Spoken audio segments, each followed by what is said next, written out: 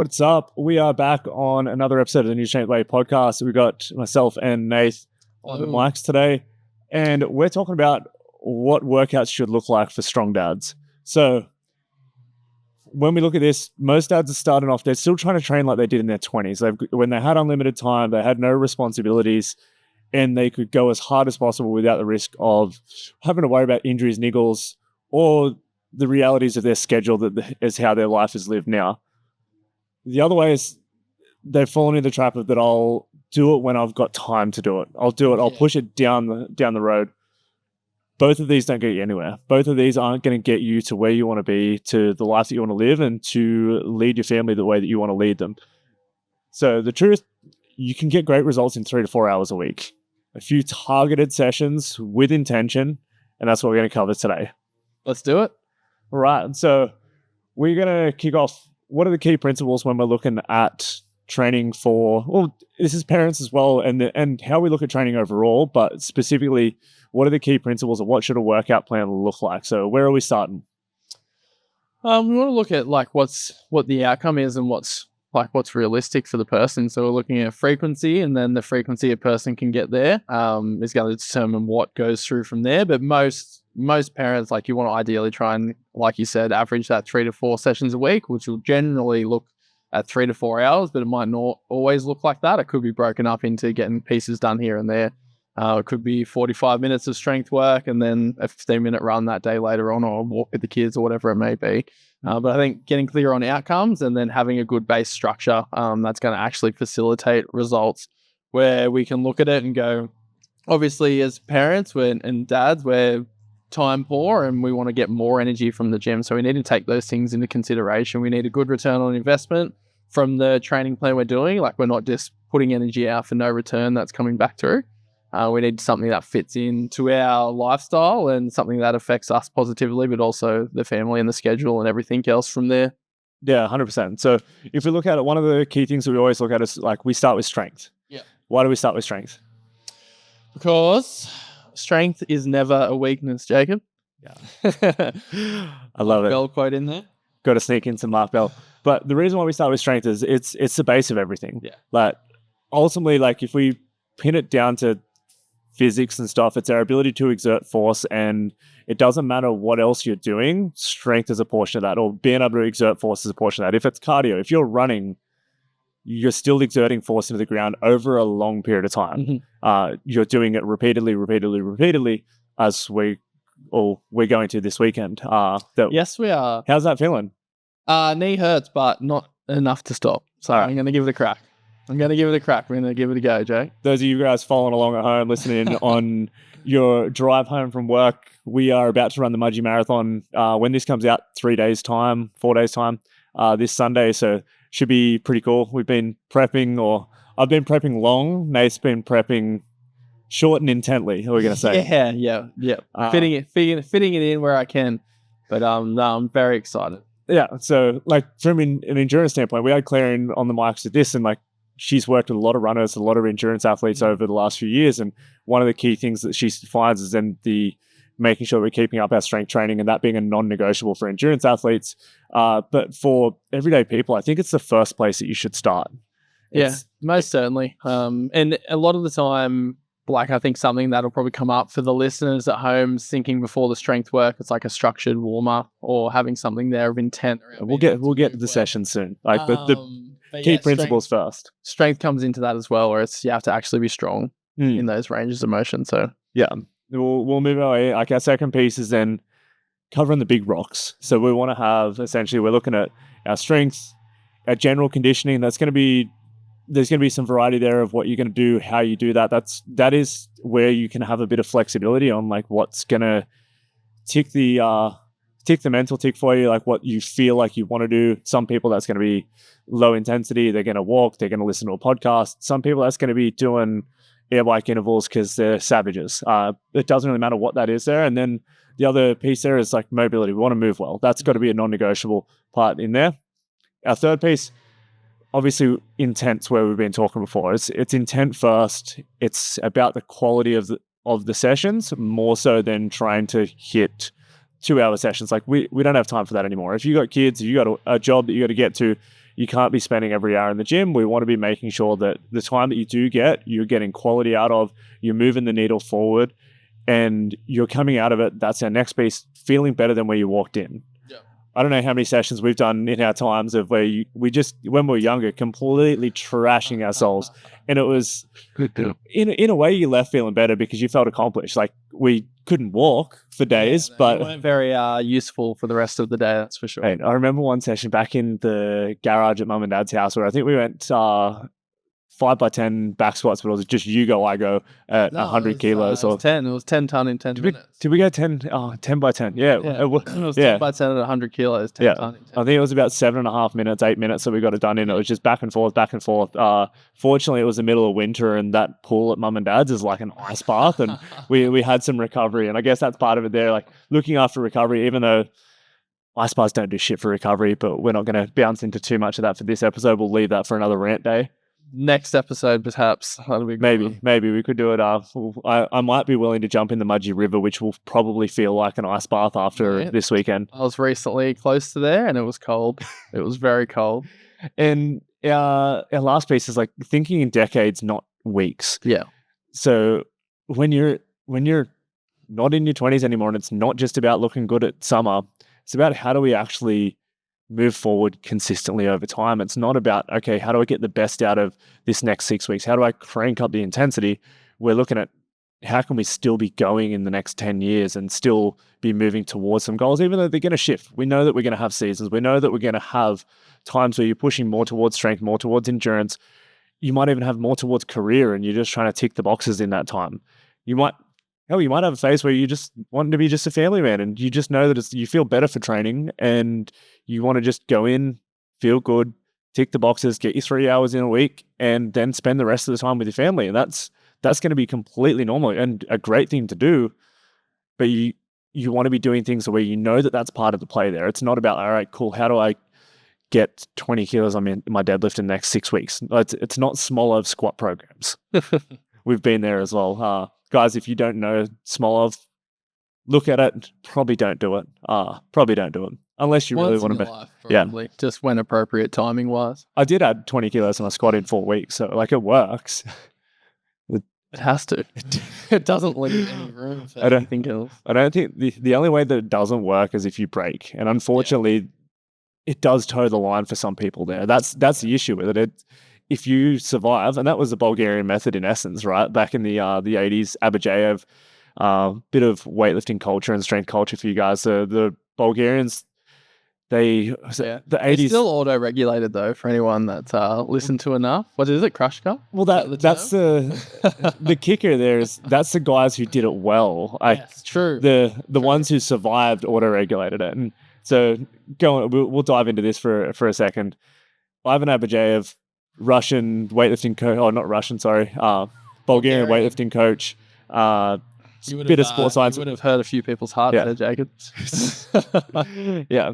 He read a textbook that basically said the greater the stress, the greater the adaptation. And he went, all right, well, we're going to try to make world record holders and break records, win gold medals.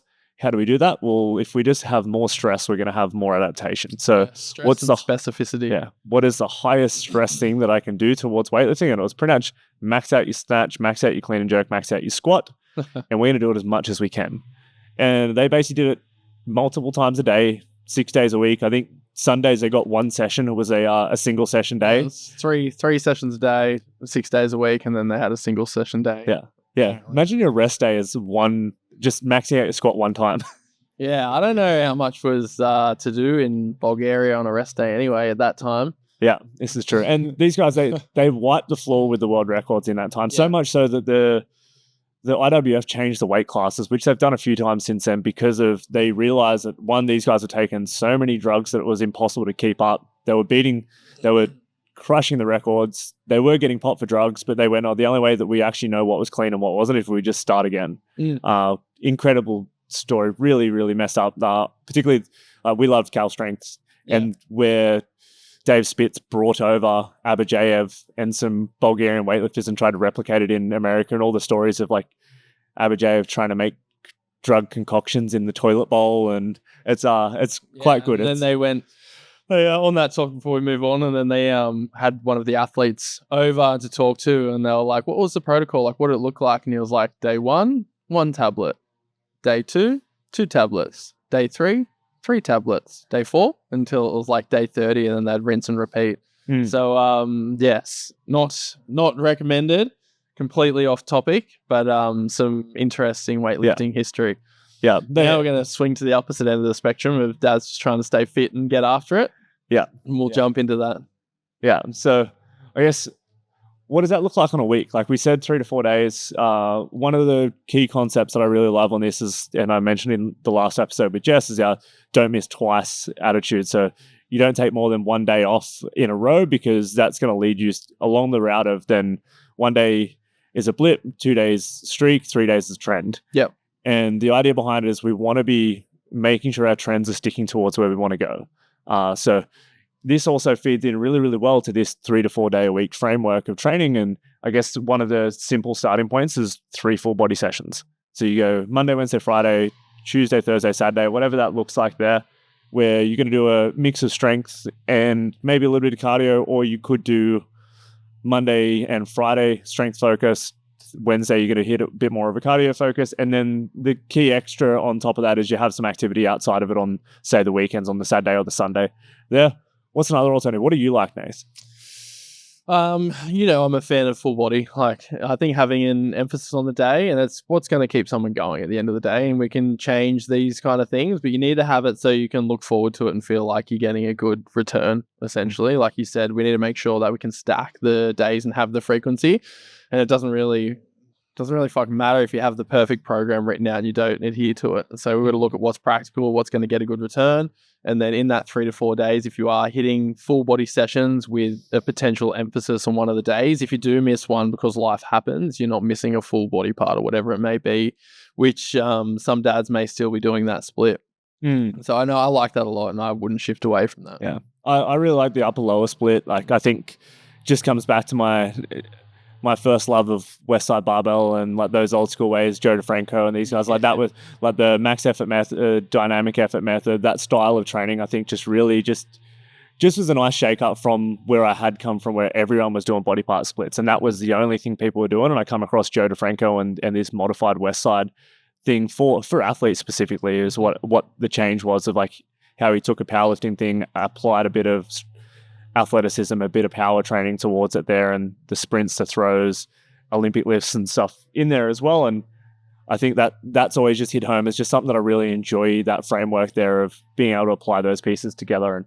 And the way that you do that for most people is like, say, there's 2 key ways that you look at people will use that. It'll be either a Monday, Wednesday, Friday, Saturday. So it'd be like a lower body day on Monday, upper body on Wednesday. They'd be your primary, like your heavy strength days, your max strength effort days. And then you do Friday, Saturday, lower upper, but dynamic work, rep work, maybe a little bit more cardiovascular work that's involved in them ones there. And that leaves you with Tuesday, Thursday, Sunday, your rest days. And I think that's a really good mold to work with. It gives you 3 fresh days during the week where you're coming onto big lifts, but you're completely fresh. Or then the Let's other just just to challenge that a little bit. I don't think any training program is going to be as fatiguing as parenting. Oh, 100%. Right. So the day offs may be the actual day ons, and the training may be more, energizing than actually taking. I think that's a big shift too as you go into that, where it's like, I don't look at the periodization of the program of where I'm going to be most fatigued. I look at my life, and then training for is essentially an energizer. It doesn't take and accrue those levels of fatigue. So I think that's something to keep in mind as well, just to be the caveat there. Yeah, and I think, I guess when I'm looking at it, it's not only neurological recovery or that side of stuff there, it's probably also the joint stress. Like, I don't think we're doing as much joint stress, and probably maybe this depends on how strong you are, how much maybe residual loading you have from your old sporting days or so on. If you've got cranky knees, trying to catch them on days like where it's like, all right, I'm going to squat heavy, but it's going to be off the back end of where I've had a little bit more time rest and recovery or active recovery sort of stuff. It can definitely be a positive influence in that way there. The other structure there within that upper lower is just going Monday, Tuesday, Thursday, Friday. You got your weekends freed up. Obviously, as we said before, the don't miss twice rule means that you do have to go out and do something active with the kids on the weekend, or just, hiking, mountain biking, something fun that you want to do for yourself, fishing, exploring, anything like that there, so that you aren't not doing anything. It's not, I have 2 days on the couch on the weekend. It's, I don't have a structured gym day on those days there. And that's a really good way if you do want to jam all your gym work in the week, you don't want to hit the gym on the weekends. I think that's a really good framework to work off too. Anything to add to that? Any other surprise ones that you like? No. I'm all for frequency. Like, I've never been a body part split person. I think for especially like the older I've gotten, the more it doesn't make sense. So upper, lower, full body, it's fine. I think the only exceptions to that we see is when we're away somewhere training and it's like, oh, let's just do an arm session. But that's the that's the extra session though. That's our holiday sessions. Is normally just an add-on, not in place of. Yeah. All right. So moving our way into in the session, what should a session look like from start to finish? And I've got a nice little framework on this here as well, but I want you to give us the general gist to start off with. You're going to have some kind of structure in the first place going in. Like, you don't want to go in and have to think about what you're doing. Like, you have enough thought process going to everything else, especially as a dad. You need to have it there structured, whether it's written or through an app or something like that, or a facility like we have where you can come in and just have it in front of you. You need to have it there. Then once you have it there, you want to make sure it's structured in a way that makes sense, essentially, and has some kind of progression and periodization, or at least just some kind of plan to get you better or get that outcome that you're at the gym for. That essentially you want to get in. I'm going to go even before the warm-up. I'm going to say you want a decent environment. Like, you want to go somewhere where it feels good. It feels good to be, it feels good to train.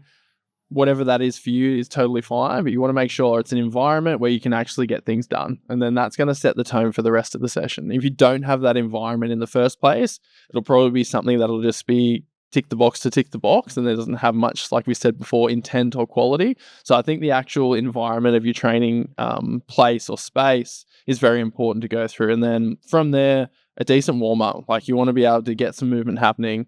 You want to make sure that it's specific to the session or your actual restrictions and needs, and then you can flow into your main work after that. How long should guys be spending on this warm-up phase? Look, it probably depends on the individual. Like, obviously there is it depends factor, but not too long. Like 5-10 minutes, you should have enough time to get moving. And I've moved away from it. Like, you'd know, Jake, from back in the day, I'd spend so much time warming up and mobilizing and doing that. But when I actually just started training with a little bit more intent and being specific about my range of motion and control around things, which we'll touch on later, that's when I didn't have to warm up as much. So now I want to get the heart rate up. I want to have some movement specific stuff to see how you're feeling. So say if I'm squatting that day, I might just do a goblet squat, and then I can address anything that needs more attention. And then some kind of stabilizing movement. And then you're pretty much good to go. Like, a lot of the time, I'll just run through one set of the warm-up. Don't tell Lily. One set of the warm-up that's written and prescribed, and use that as an indicator of how I feel. And then I'll spend more time on something if I need it. And then I just roll in and move. Yeah, I find it's really underrated too, of getting under, like, if you're squatting, get under the barbell and do some reps. Like, and in your warming up sets as you're putting weight on the bar, that's where you can hit any of those other things. I think that's where maybe we got caught when we were younger, because like mobility was the craze then in strength. Yeah. It was like, that was the new found flavor. It was the new thing that nobody had done before, because everyone before was like old school powerlifters that were tight as hell, like just they were built like brick shit houses and they moved like brick shit houses. Yeah. But these guys had nothing, and then all of a sudden we found mobility, and that made its way into strength conditioning, and foam rollers become the, like, basically made by God. Their bands, Kelly Starrett, the band. I like Kelly. Yeah, he had a lot of really, like, changed the game in essence. He's done a lot of positive things. Probably, as with everyone in the fitness industry or everyone in sort of trends, they sort of get popular for something that they've come across as really good. Maybe some of their words get contorted and people start to bash them for that. And then to stay relevant, they need to come up with new ideas that get a little bit more woo-woo. And then I think, like, you've seen Kelly's come very back the other way now. Like, a lot of this stuff that he does talk about, he doesn't have the fame that he had 10 years ago now, but the stuff he's talking about now is probably even more valuable than what he was talking about back then. Yeah, all a part of the journey. I enjoyed his stuff and it was pretty cool. But yes, back to the point. Warm up wise, 100% specific. So jumping under a bar and you can hit those things as you go. And then you want to make sure it's actually in a structured plan. And then most of the time after that, you're going to jump into some actual structured strength training. Yeah. And that's where I've got the, for our session, the Triple S framework. And that's how we work through. So our first piece is going to be strength. We said before, we start with strength always. That's going to be your main barbell work, whether that's squatting, deadlifting. It might not even be barbell, but it's your big movements. It's those big key movers that are going to be getting the best bang for your buck in the session there. Our second piece is going to be our structure. And then our third piece, and the third piece has two options there. We have either our sweat or our swallow when we look at it that way. So our second piece, our structure, is going to be things that are going to build the body that's going to support the goal that you're moving towards. So whether that's bodybuilding style work, like in that 8 to 12 rep range, a little bit more like dumbbell hypertrophy work and stuff like that, or it could be a builder, like an assistance movement for your squat. So for us, like when we were pushing weightlifting and strength numbers, like I might have done, say my deadlift was my first movement. My second piece would be something that was building the weak point of the deadlift. So for me, often that might have been then going back and doing some extra like some pauses or some glute ham raises, might have been the building the muscle for the deadlift there, some back extensions and so on. And then the last little piece was a bit of accessory work on all the muscles that might have been supporting that, some core, some calf work, some extra hamstrings and pieces like that there. Or then when your focus is solely strength, that might be where you go and do your cardio. You jump on the air bike, you jump on the rower and you do your intervals and effort set. But let's dive into those pieces just quickly. Like what are some things that you'll see that you like to see pop up in that sort of that structure stage there? We use a lot of densities in the gym. Yeah, I think back on to the main point, like having a plan and a structure obviously in place, except you want to be time efficient. So you don't want to be standing around essentially wasting time. So I think obviously supersets in this case can be very beneficial.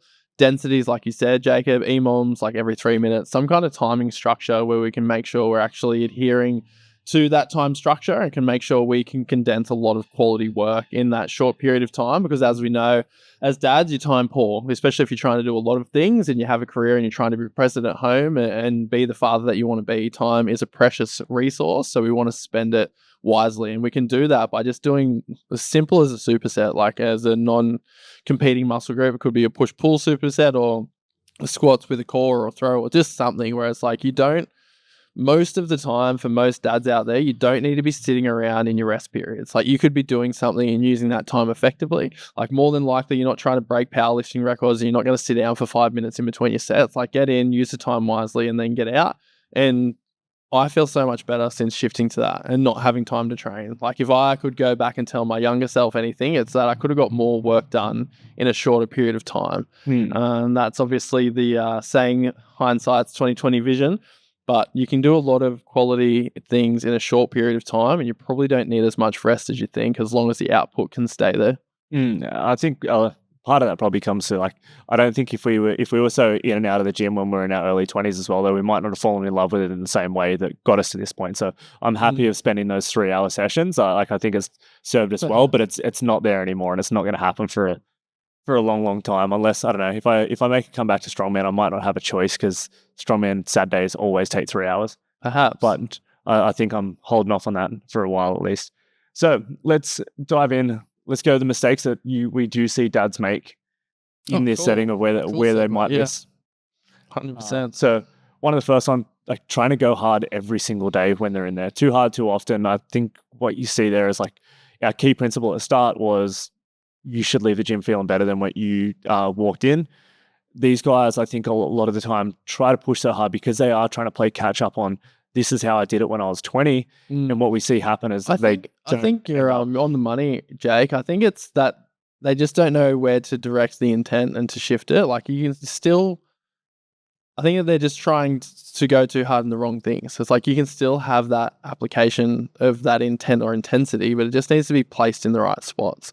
Like you can still hit a session and still have that same approach, but be more particular about it, be smarter. It's like, where am I applying this intensity today within the session? Like, where is it warranted? Because I do see a lot of people try hard in their sessions, but in the wrong way. Like where their execution on reps could just be 10 times better instead of just trying to go 10 times faster, if that makes sense. So I think it's not that there's less effort. You need to be more particular about the effort that you're putting into your session and where it's going to count most. So say, for instance, with you like with your strength stuff you referred to before, having your deadlift and then your deadlift complementary work and whatnot, like you're trying to put that into the program to where you need most of your energy and most of your intent, and then it filters through. I think with busy dads in particular, it's like you need quality out of the session. So where's that intensity in actually getting the quality in, and what am I extracting from that? So I think is to touch on there and not take over. It's more so you can still go hard, but you just need to be smart about what you're going hard about. It isn't just trying to go as fast as possible. And I think for a lot of those people that you're referring to, it's they miss quality because they think going faster or having a higher heart rate is going to get them a bigger result, where it's just not the case. Yeah, 100%. A second piece, copying workouts off Instagram or YouTube, or insert whoever was trendy in the latest thing, like whether that's bodybuilders. Like first one is, if you're copying a bodybuilder's workout 6 days a week in the gym, you probably don't have the time for it. You probably don't have the muscle to worry about it. And you're probably not taking the abundance of drugs that those guys are taking to get there. On that, I think anyone that's searching for sessions online is not consistent. I think they're searching for like that spark of motivation to be like, oh, I'll do that one. That looks cool. But if you zoom out, it's like there's no structured plan. It's sporadic at best. And they're probably the people that are like, oh, I've been training for 2 years somewhat consistently and I don't actually look or feel, or I'm not doing anything differently. Where those sessions don't compound. Like if you do random sessions, you get random results. And we've spoken about that on and off for a very, very long time. And if we want a particular result and we want a particular return on investment from this time we're investing in this thing that's meant to make our life better, you have to be particular about what you're doing, and purposeful. Yeah, I think that leads into like the no progression plan is a key one there. It's like going in and just doing, like we hear it all the time of guys that finally come in and they're like, oh, I just haven't been able to get the results that I'm after in the gym. And it's like, oh, what have you been doing? I've been doing the same weights for the last 3 years. Like I'm still doing 20s on my dumbbell bench. And it's like, what's your program in? Oh, 3 sets of 10 the whole time. It's like, did you try anything different? And it's like, nope. It's like, all right, well, there needs to be some form of plan structure, and maybe an episode that we will dive into soon. Like, it makes us look like magicians.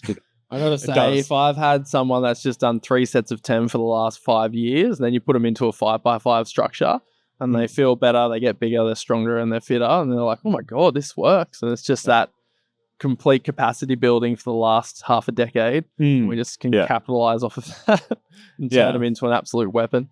Yeah, 100%. I think the key piece there is like just having somewhere where you're going towards. And this is something that I used to set when I was programming for Bev for a strongman. It's like, and it's what I used to do, is like, I'd plan out the program and I'm like, week 6, I am fucking sending it. Yeah. And it's like, this is the day here. And I'd be building my way up towards it. It's like, it's okay that I'm not going to go all out on this deadlift session today, because I know in 6 weeks' time, I'm going to put that weight on the bar that hasn't been on there, or it's been on there for 1, and I'm going to be going for 5 reps with it or so.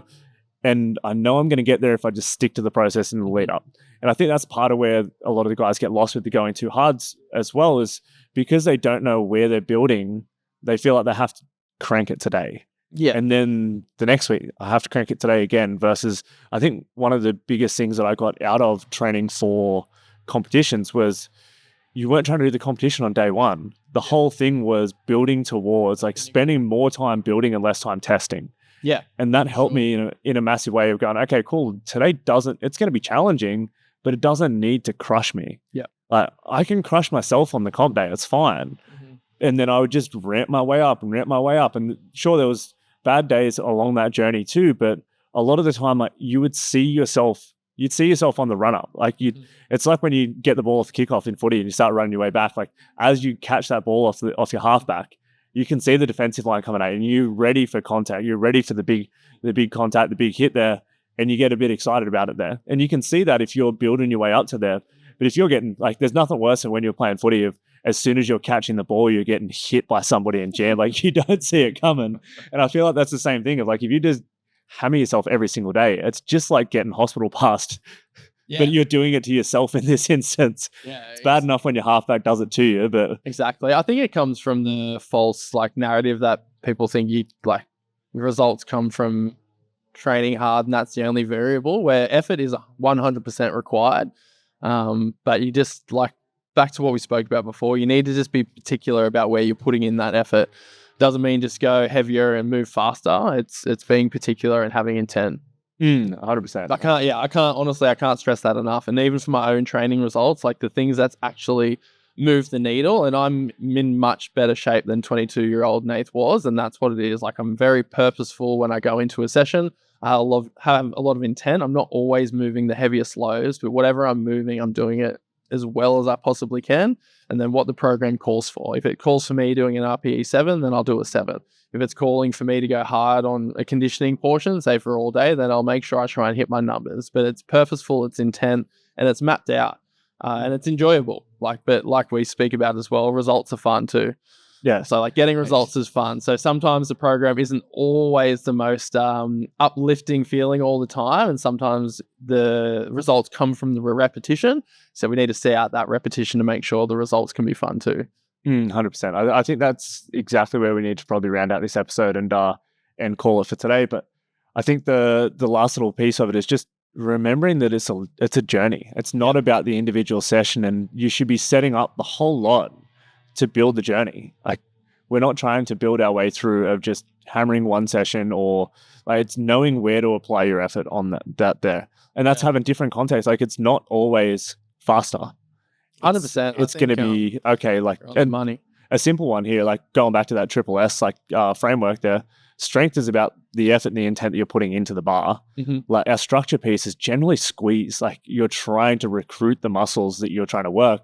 100%. And then when we get into our swole is basically the same as structure. It's just the movement's going to change. You're going to probably go more of than, okay, cool, I'm going to do an isolated movement. If we go to sweat, there is differences in the cardiovascular stimulus that you're trying to do depending on what we're looking for. Sometimes it is going to be a bit more of like a grindy piece, and sometimes it's going to be more intense or high intensity aerobic where you are maximal effort on the thing or pretty close to it and trying to hang there. And just knowing what those things are and where that sits in the session is probably an important piece there. Yeah, cool. So to wrap it up, we'll tie it in a little neat little bow for the dads there. And for some of them that don't really want to know the ins and outs and just want to get it going, you need to have a decent environment that you want to turn up to. Like, if it's not that, then you're going to kick the can down the road and you're going to negotiate sessions. So get a good environment. Whatever that looks like for you is fine. But make sure the environment's decent. With your warm-up, heart rate up, movement specific for that day. Either do full body sessions with your strength work or an upper and lower split if that works better for you.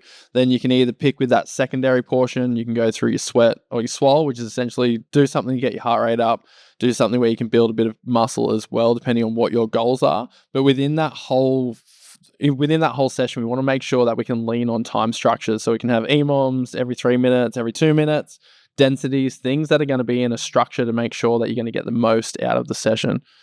And then just hit your protein. 100%, mate. So we're going to wrap that up. If you guys want to see this in action, what we're going to do this time, actually, we haven't done this before. I haven't even told you about this, but we're going to give you a free copy of the training program that we're using right now in the gym. So if you want to see what that looks like, the effort and the time that goes into that, Lily has absolutely crushed this one and it looks amazing. So it covers all of these bases that we've just talked about today. All the frameworks that are already built in there. It is a 6-day-a-week program, but if you actually look at it, you'll be able to see. Yeah, I hit 3 to 4. It's 3. If you hit Monday, Tuesday, Thursday, Friday is the 4. That's our upper lower splits. There's a bit of intricacies there that we use to keep engaged in the program in-house, but we're going to keep it simple. I'm going to send you guys a copy of the 12-week program that we are doing right now in the gym, completely free. So just shoot us a DM with the word Powerhouse and I'll send you the copy right there. That's it for this week. Nathan and I are about to go and hammer ourselves on the Mudgee Marathon, and we'll see you guys back at it next week. Probably stuck in the chairs. We might be in some. That is a good. We might be wheelchairs here. We might be wheeling our way in. Accurate description that you've had there, Jake. All right. Thanks for listening, guys. We appreciate it, and we'll see you next week. Thank you.